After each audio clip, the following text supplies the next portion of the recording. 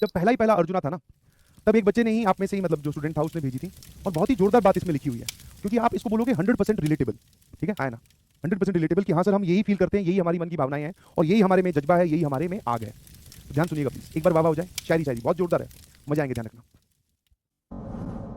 है ना।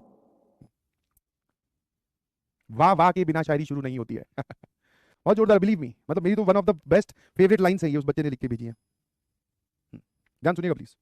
आंखों में नमी है, हाथ में कलम, आंखों में नमी है, हाथ में कलम, मन में सपना है, दिल में उमंग, कर रहा हूं मेहनत, ना जाने उस पार कब पहुंच पाऊंगा।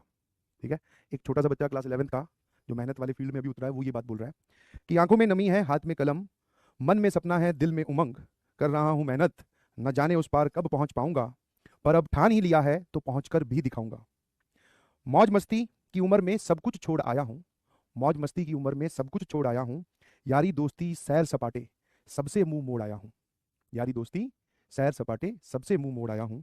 पहले कतराता था बिना तकिए के सोने में, पहले कतराता था बिना तकिए के सोने में, आजकल कहीं भी सो जाता हूं, माँ बाप भाई बहन इनको याद करके कभी कभी आंसू भी बहाता हूं। दिल को अगर छू जाए तो तालियां भेजिएगा प्लीज। पहले कतराता था बिना तकिए के सोने में, आजकल कहीं भी सो जाता हूं, माँ बाप भाई बहन इन सबको याद करके कभी कभी आंसू भी बहाता हूं। अगली लाइन पे झूम उठेंगे आप सभी लोग। अब तो सपने में भी आईआईटी की बिल्डिंग आ जाती है, अब तो सपने में भी आईआईटी की बिल्डिंग आ जाती है, तुरंत जगा देती है और पढ़ने का हौसला दे जाती है। अब तो सपने में भी आईआईटी की बिल्डिंग आ जाती है, तुरंत जगा देती है और पढ़ने का हौसला दे जाती है।